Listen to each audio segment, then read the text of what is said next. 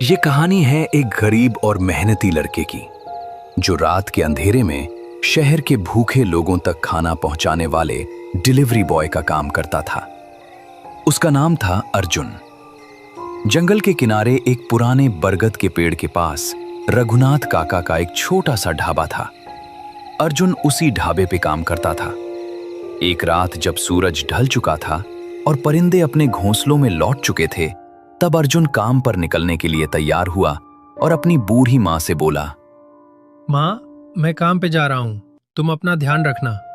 मैंने चूल्हे के पास खाना ढककर रख दिया है। मैंने तो खा लिया है, पर तुम दवा लेना मत भूलना। रोज तुम दवाई खाए बिना ही सो जाती हो, लेकिन आज याद से खा लेना, क्योंकि कल मैं तुम्हें शहर के सबसे अच्छे डॉक्टर के पास दिखाने ले जाऊंगा। अब मुझे जल्दी निकलना होगा माँ, पहले ही बहुत देर हो गई है। रात के 8 बज चुके हैं और रास्ते में बहुत अंधेरा है। बेटा अर्जुन, तू रोज इस काली रात में काम करने जाता है, लेकिन तूने आज तक मुझे ये नहीं बताया कि तू आखिर काम क्या करता है। बेटा अर्जुन, मेरी ममता की कसम, कहीं तू पैसे के चक्कर में मेरे पीछे कोई गलत काम तो नहीं कर रहा है। माँ, तुम भी ना क्या कुछ भी अनाप शनाप सोचने लगती हो। मैं कोई गलत काम नहीं कर रहा हूँ। तुमको तो पता है माँ, आजकल दिन में काम कोई आसानी से देता नहीं, इसीलिए मुझे मजबूरी में रात के वक्त काम पर जाना पड़ रहा है। माँ, अगर मैं काम नहीं करूँगा तो घर का चूल्हा कैसे जलेगा और तेरी महंगी दवाइयाँ कहाँ से आएंगी। माँ को इतना बोलकर और उसके पैर छूकर अर्जुन हाथ में एक पुरानी टॉर्च लेके घर से बाहर निकल जाता है। आज रात हवा में एक अजीब सी सन्नाटे वाली सरसराहट थी।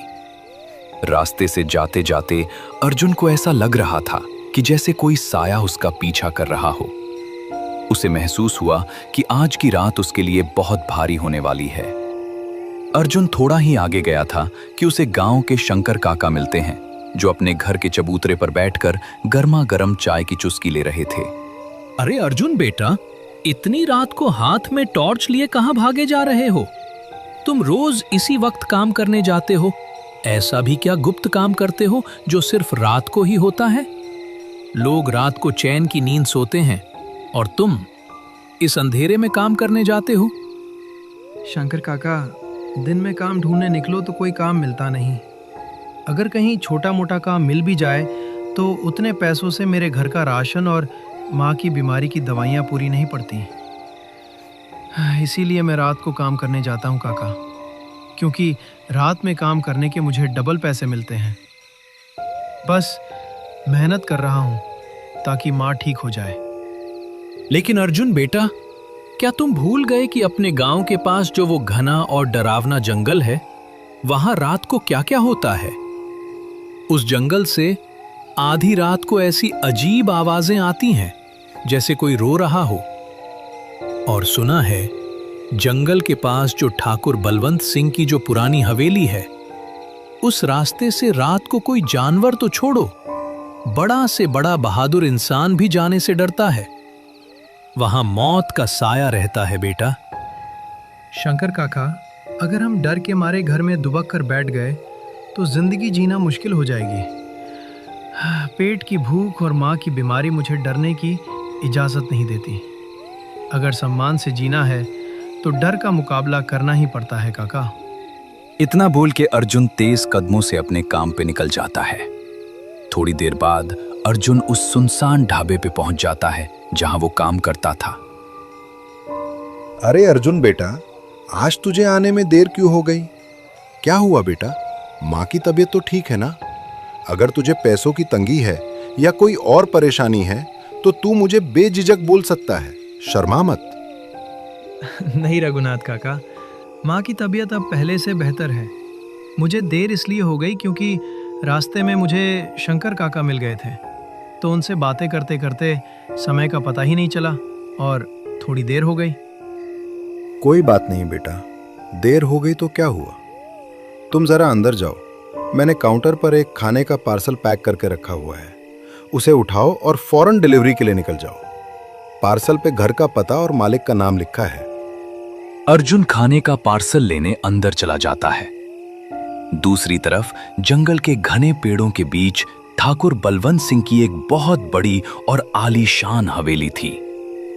उस हवेली के जंग लगे लोहे के गेट के पास एक पुरानी लकड़ी की कुर्सी पे चौकीदार हरिदयाल बैठा हुआ था। वो पिछले 25 सालों से उस हवेली की वफादारी से रखवाली कर रहा था। हवेली के अंदर ठाकुर बलवंत सिंह भूख के मारे तिलमिला रहे थे। उनका मिजाज बहुत कड़क था। अगर उन्हें समय पर खाना नहीं मिलता था तो वो गुस्से में आग बबूला होकर नौकरों पर चिल्लाने लगते थे। अबे ओ रामलाल के बच्चे, कहां मर गया बे? सो गया क्या कामचोर कहीं का? जल्दी इधर आ बे। अबे ओ रामलाल, बहरा हो गया है क्या? जल्दी इधर आ। ठाकुर साहब की ये कड़क और डरावनी आवाज सुनकर रामलाल थर-थर कांपते हुए दौड़कर ठाकुर साहब के कमरे में आता है। रामलाल जब कमरे में आया तो उसका पूरा शरीर डर के मारे बुरी तरह कांप रहा था और उसके माथे से पसीना टपक रहा था। जी मालिक, आपने मुझे बुलाया, हुक्म कीजिए मालिक। अरे ओ रामलाल के बच्चे, मैंने तुझे कितनी बार आवाज दी? कहां मर गया था तू? क्या मेरे घर में मुफ्त की रोटियां तोड़ने के लिए रखा है तुझे? मालिक, दिन भर काम करते करते मैं बहुत थक गया था, इसीलिए बिस्तर पर लेटते ही मेरी आंख लग गई थी। आंख लगने की वजह से मुझे आपकी आवाज बराबर सुनाई नहीं दी। माफ कर दीजिए मालिक। अबे ओ रामलाल, तू मेरी हवेली में सोने आता है या काम करने? तुझे मैं काम करने की तनख्वाह देता हूं, ना कि चादर तान के सोने की। अब जबान मत लड़ा और जल्दी मेरे लिए गर्मा गर्म खाना लेकर आ। मुझे पेट में चूहों की तरह जोरों की भूख लगी है। मालिक, वो खाना तो खत्म हो गया है। आप थोड़ी देर रुक जाइए, मैं रसोई में जाकर आपके लिए अभी गर्मा गर्म खाना बनाकर लेकर आता हूं। क्या खाना खत्म हो गया? रामलाल, तुझे अच्छी तरह पता है ना कि मुझे रात को ठीक 9 बजे खाना चाहिए। फिर तू ये कैसे कह रहा है कि खाना खत्म हो चुका है? तेरी हिम्मत कैसे हुई? मालिक, लेकिन खाना बनाने वाला रसोइया आज अपने गांव गया हुआ है। आपने ही तो उसे कल काम से छुट्टी दी थी, इसीलिए आज समय पर खाना नहीं बन पाया। मैं अभी बस 10 मिनट में आपके लिए कुछ तैयार कर लाता हूं। अबे रामलाल, तू कब खाना बनाएगा और मैं कब खाना खाऊंगा? तेरे हाथ की रसोई खाते खाते तो सुबह हो जाएगी। तू रहने दे। हमारे गांव के जंगल के पास जो रघुनाथ का ढाबा है, मैं उसी ढाबे से फोन करके खाना ऑर्डर कर देता हूं। अब तू जल्दी यहां से निकल और अपना मनहूस मुंह मत दिखा। ठाकुर की ये कड़वी और अपमानजनक बातें सुनकर बेचारा रामलाल सिर झुकाकर वहां से चला जाता है। ठाकुर साहब अपना फोन उठाते हैं और उस जंगल के पास वाले ढाबे पे फोन मिलाते हैं। हेलो रघुनाथ, मुझे अभी के अभी खाना ऑर्डर करना है। मुझे बहुत जोरों की भूख लगी है और आज मेरे रसोइये ने खाना नहीं बनाया है, तो तुम जल्दी से किसी को मेरे हवेली पे खाना लेकर भेज दो। देरी नहीं होनी चाहिए। लेकिन ठाकुर साहब, इस वक्त खाने का ऑर्डर मैं ले नहीं सकता। रात के 10 बज रहे हैं और उस खौफनाक जंगल के रास्ते से इस वक्त खाना लेकर कौन आएगा? और जो लड़का मेरे ढाबे पे काम करता था, वो भी एक ऑर्डर लेकर पहले ही बाहर गया हुआ है। रघुनाथ, मुझे फालतू की बातें सुनने की आदत नहीं है।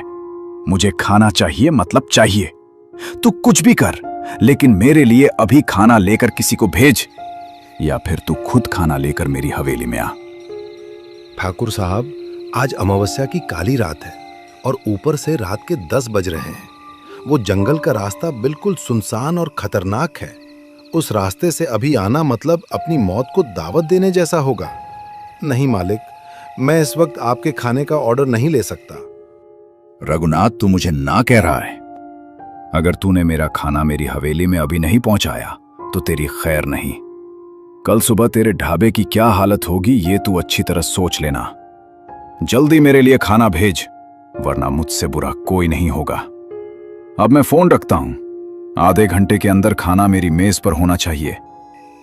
ठाकुर साहब की ये धमकी भरी बातें सुनकर रघुनाथ काका बुरी तरह डर जाते हैं और पसीना पोंछने लगते हैं। तभी सामने से 2 शहरी लोग ढाबे पे आने लगते हैं। काका, क्या यहाँ खाने के लिए कुछ मिलेगा? हम शहर से आए हैं और बहुत दूर जाना है। बेटा, खाना तो सब खत्म हो चुका है, क्योंकि रात के 10:30 हो गए हैं। इसीलिए मैंने ढाबे की रसोई बंद कर दी है। तुम लोगों को खाना तो नहीं मिलेगा, लेकिन हाँ, अगर चाहो तो मैं तुम लोगों के लिए चाय बना कर दे सकता हूँ। ठीक है काका, अगर खाना खत्म हो गया है तो कोई बात नहीं, आप हमारे लिए चाय ही बना दीजिए। अगर हमें आगे जाकर कोई और होटल या ढाबा दिखेगा तो हम वहीं खाना खा लेंगे। आप बस कड़क चाय बना दीजिए। ठीक है बेटा, बस 10 मिनट रुक जाओ, मैं अभी तुम दोनों के लिए गर्मा गर्म चाय बना देता हूँ। दूसरी तरफ अर्जुन अपना पिछला ऑर्डर पहुंचाकर अपनी पुरानी बाइक लेकर सुनसान रास्ते से ढाबे की तरफ लौट रहा था। रात के करीब 10:30 हो चुके थे। रास्ते में झाड़ियों से अजीब अजीब डरावनी आवाजें आ रही थीं, लेकिन घर में बीमार मां की दवाई के लिए अर्जुन निडर होकर काम कर रहा था। कुछ देर बाद अर्जुन बाइक लेकर ढाबे पे पहुंच जाता है, लेकिन वो देखता है कि रघुनाथ काका ढाबे के बाहर बहुत उदास और दुखी होकर बैठे हुए थे। अर्जुन उनके पास गया और बोला, क्या हुआ काका?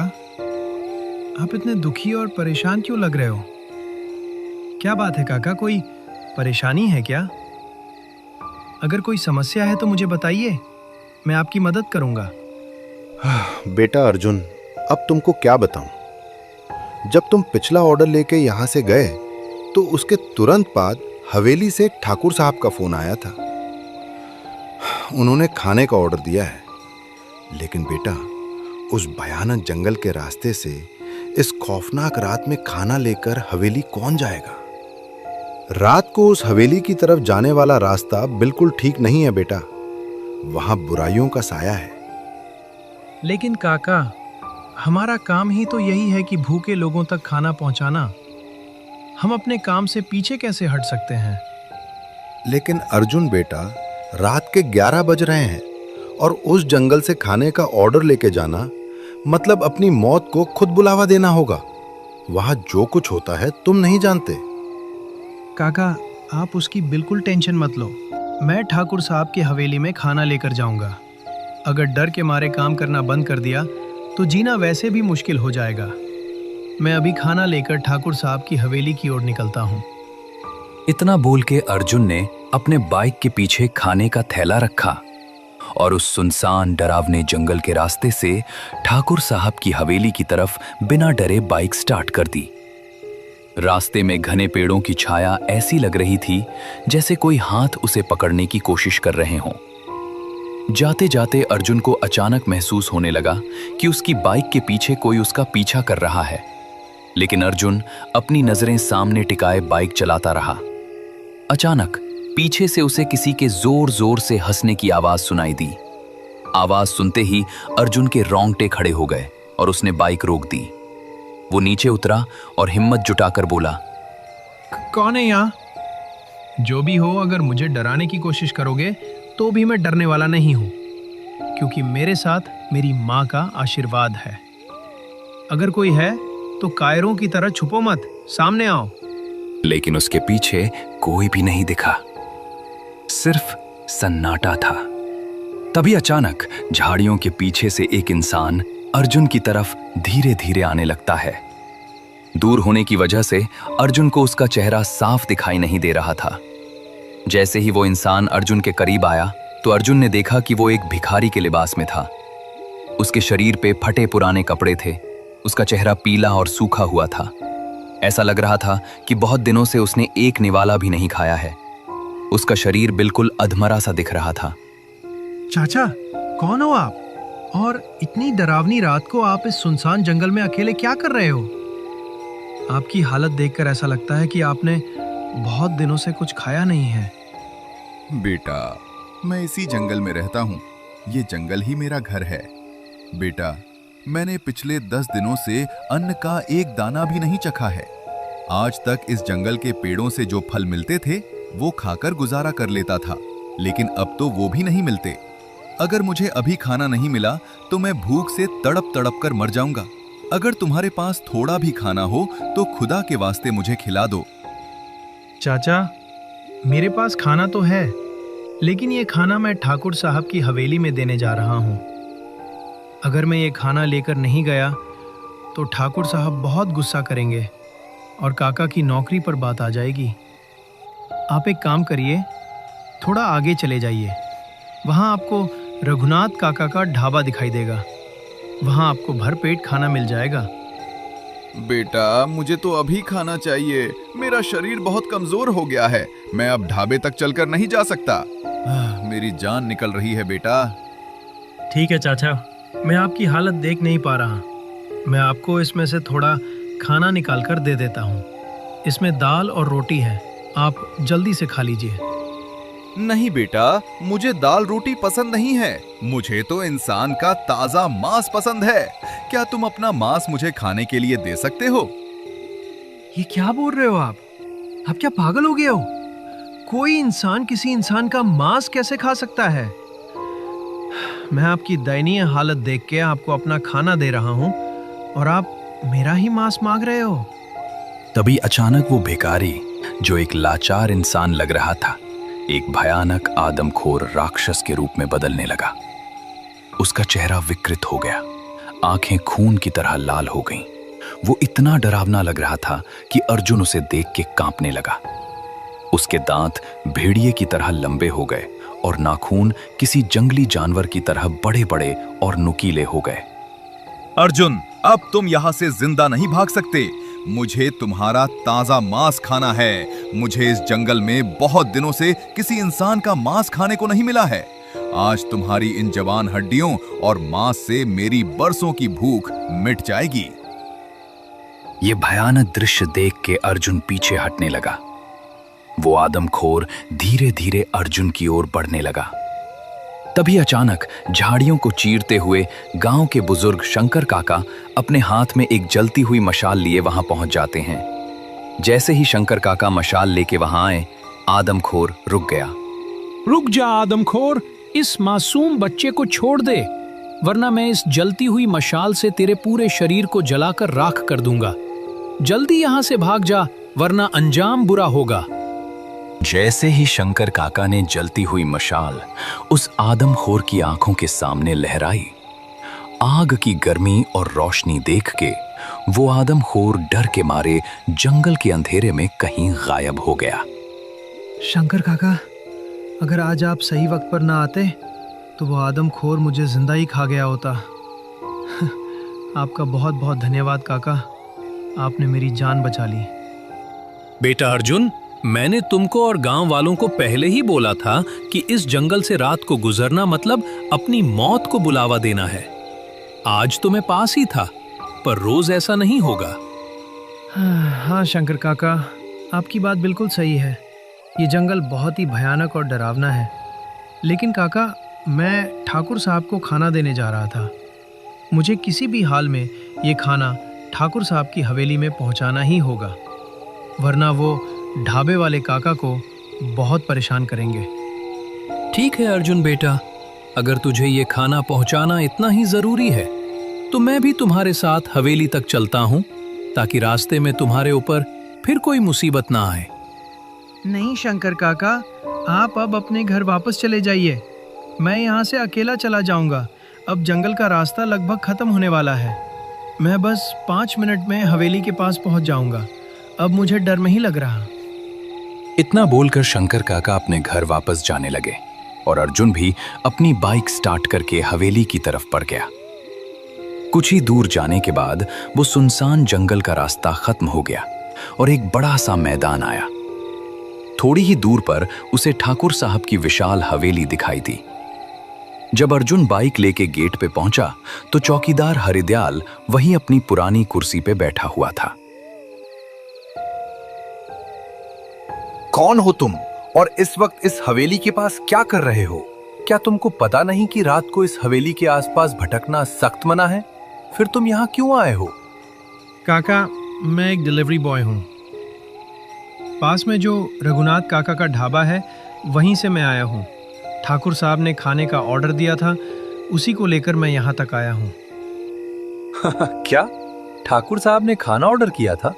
लेकिन बेटा, इस वक्त ठाकुर साहब के कमरे में जाना मतलब अपने आप को गालियां खिलाने और मुसीबत मोल लेने जैसा होगा।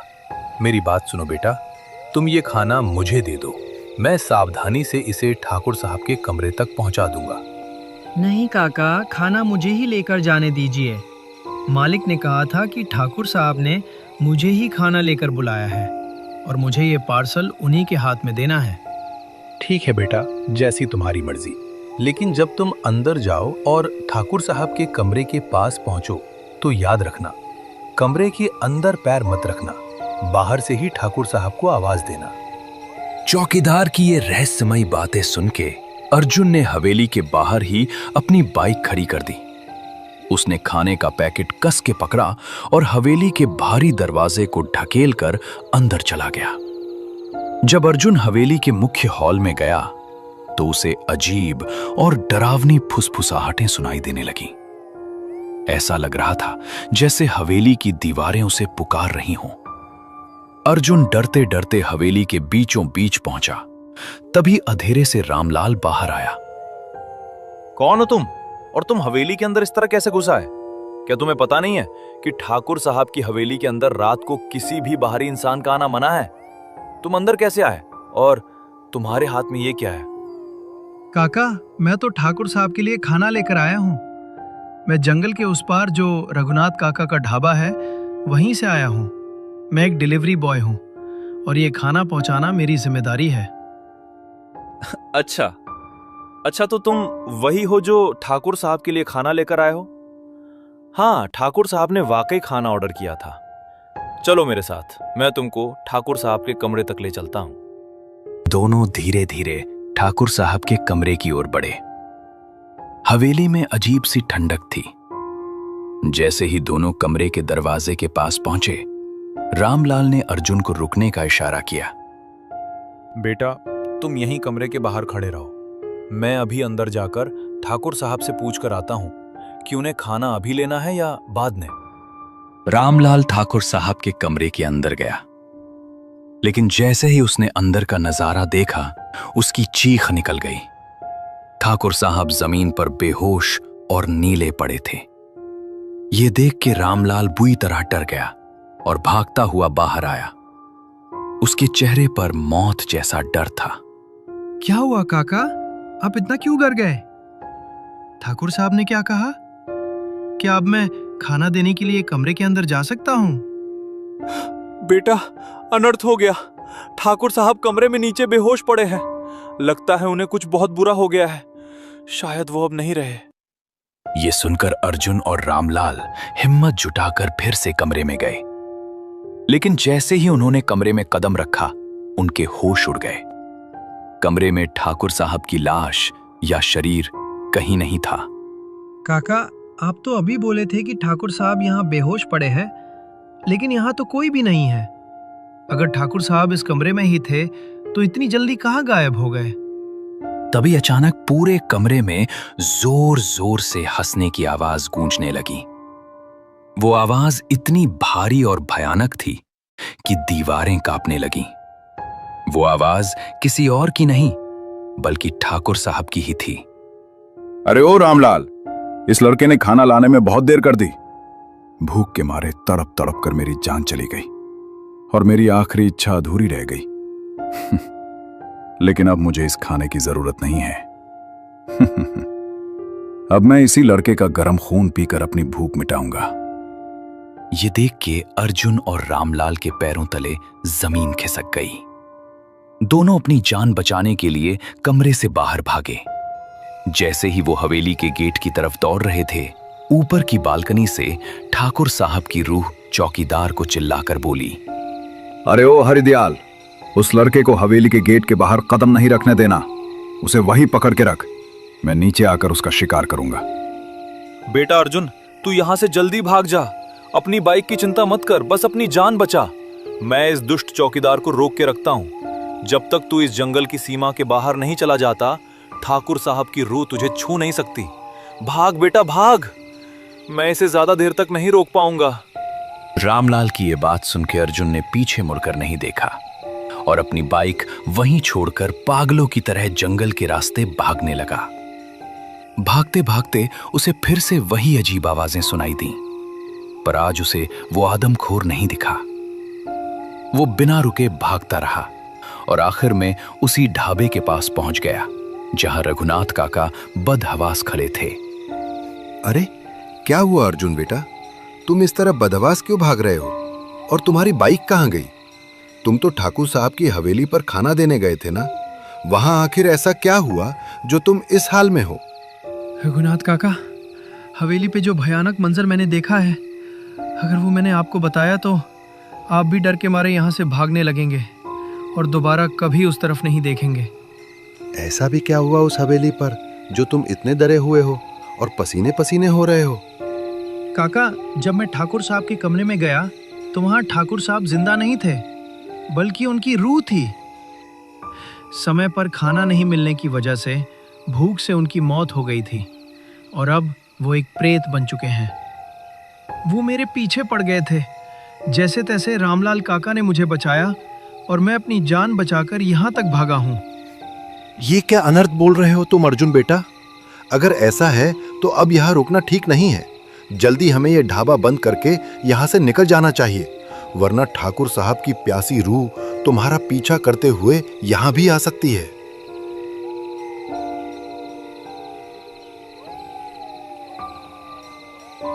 रघुनाथ काका ने अपना ढाबा बंद किया और दोनों तेज कदमों से अपने घर की ओर निकल पड़े।